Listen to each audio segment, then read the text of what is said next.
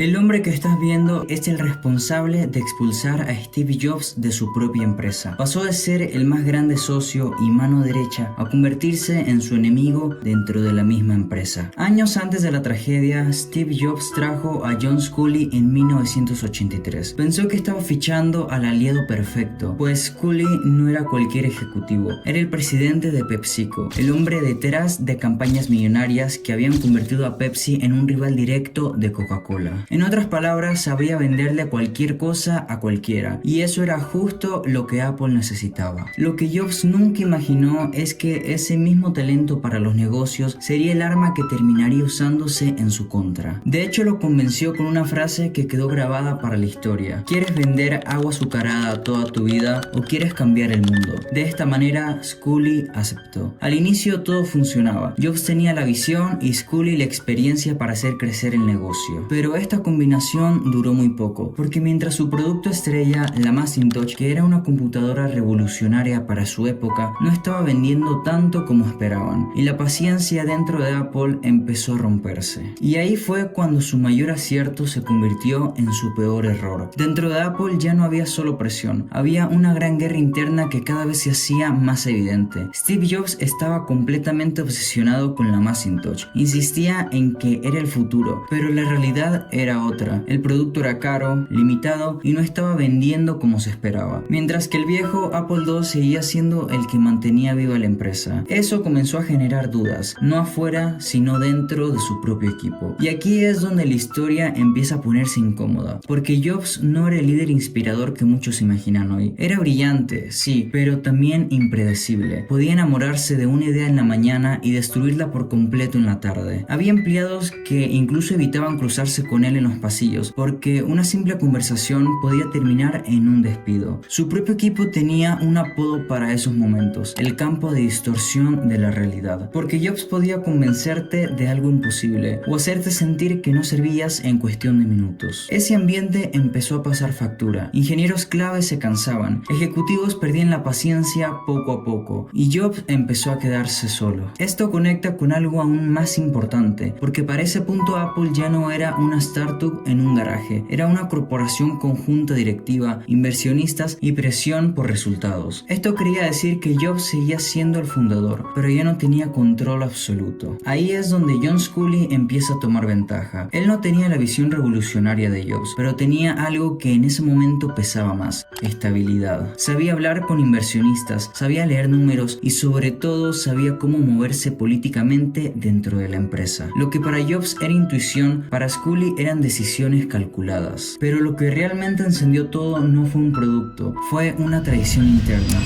En 1985, Jobs toma una decisión arriesgada. Intenta reorganizar la empresa para quitarle poder a Sculley, aprovechando que este iba a salir de la ciudad. Era un movimiento silencioso, casi como un golpe interno. El problema es que alguien había hablado y el plan se filtró. Sculley se entera antes de irse, cancela todo y hace algo que cambia la historia. Lleva el conflicto directamente a la junta directiva. Ya no era un problema entre dos personas, ahora era una decisión empresarial. Y aquí es donde la tensión llega a uno de sus puntos más altos. En esa reunión la pregunta ya no era quién es más importante, sino que era quién es más peligroso. De un lado estaba Jobs, el genio, el creador, pero también el caos. Y del otro lado Sculley, el ejecutivo que ofrecía control en medio de incertidumbre. La junta decidió y no eligió al fundador. Le quitaron a Jobs el control del equipo de Macintosh. No lo sacaron ese mismo día. No hubo un escándalo público, pero fue peor. Lo dejaron sin poder real dentro de su propia empresa. A partir de ese momento, cada decisión importante pasaba por otras manos. Y aquí viene la parte más fría de toda la historia: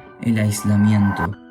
Poco a poco Jobs dejó de ser relevante dentro de Apple. Ya no lideraba equipos, ya no influía en decisiones. El hombre que había construido la empresa desde cero ahora estaba básicamente apartado. Meses después, en 1985, sin discursos y sin despedidas épicas, Steve Jobs renuncia a sus 30 años. El fundador de Apple estaba fuera de su propia compañía. Pero si crees que ese fue el final, en realidad fue el inicio de algo mucho más grande. Porque mientras Apple pensaba que había eliminado el problema, en realidad realidad estaba perdiendo lo único que la hacía diferente. Y lo que viene después no solo redefine a Jobs, sino que define el futuro de toda la industria tecnológica. Salir de Apple no fue el final para Steve Jobs, fue un golpe directo a su ego. Pasó de dirigir una de las empresas más prometedoras del mundo a no tener nada. Literalmente, en cuestión de meses, perdió poder, influencia y el lugar que él mismo había creado. Y lejos de quedarse quieto, decidió empezar de nuevo, pero esta vez sin nadie que lo frenara. Así nace Next, una compañía con la idea muy clara: crear computadoras aún más avanzadas que la Macintosh. Pero algo que pocos dicen es que Next no fue un éxito comercial. Eran máquinas extremadamente caras, enfocadas a universidades y vendían muy poco. De hecho, muchos consideraban que Jobs estaba repitiendo el mismo error: perfección excesiva pero sin pensar en el mercado. Y mientras eso pasaba, hizo otro movimiento que parecía pequeño, pero que terminó siendo histórico. Compró una pequeña empresa de animación que en ese momento ni siquiera era famosa. Esa empresa se llamaba Pixar y le pertenecía a Lucasfilm, una empresa de cine conocida por películas como Star Wars. Nadie creía en ella, de hecho perdía dinero, pero Steve Jobs vio potencial y la mantuvo viva durante años. Luego, esa misma empresa para 1995 lanzó Toy Story y cambió totalmente la historia del cine. Y así nació la primera película animada completamente por computadora de la historia, y fue un éxito brutal. De la noche a la mañana, Jobs ya no era el tipo que fracasó en Apple, era el dueño del estudio que estaba revolucionando el cine. Mientras tanto, Apple iba en dirección contraria. Sin Jobs, la empresa empezó a perder identidad, sacaban productos sin sentido y demasiadas versiones, y lo que antes era innovación ahora se había convertido en confusión. Y esto es clave para la historia, porque la empresa que había expulsado a su fundador ahora más que nunca lo necesitaba,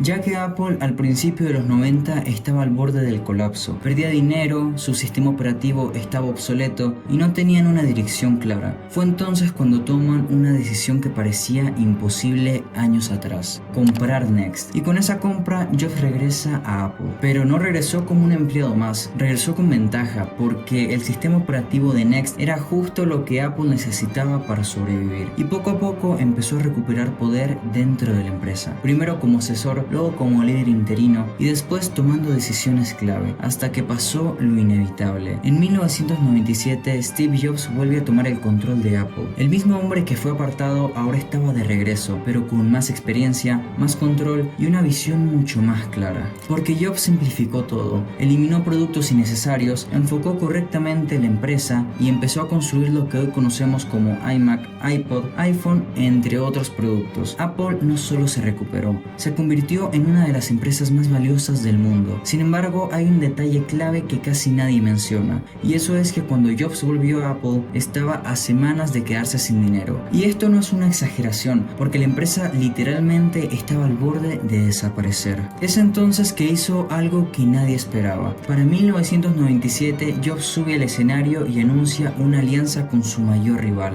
Microsoft. Sí, la misma empresa contra la que habían competido durante años. Bill Gates invierte $150 millones en Apple. Cuando lo anunció, la gente en el público no lo tomó de buena manera. Algunos hasta comenzaron a abuchear. Pero Jobs no estaba pensando en orgullo, estaba pensando en sobrevivir. Ese momento define todo su regreso, porque a partir de ahí cada decisión fue brutalmente enfocada. Eliminó el 70% de los productos como distintas versiones de la Mac, además de cerrar proyectos inútiles y simplificar toda la empresa en una sola idea: hacer pocos productos pero hacerlos extremadamente bien. Y aquí es donde muchos se equivocan, porque Apple no volvió a la cima con el iPhone. Primero tuvo que sobrevivir, y eso pasó con la iMac, un producto que devolvió la atención al público y volvió a poner a Apple en el mapa. El iPhone vendría después y ahí sí cambiaría todo. Es justo por eso que Apple dejó de ser solamente una empresa de computadoras y pasó a dominar la tecnología de consumo a nivel mundial. Y para 2005, Jobs daría un discurso en la Universidad de Stanford. No estaba presentando un producto,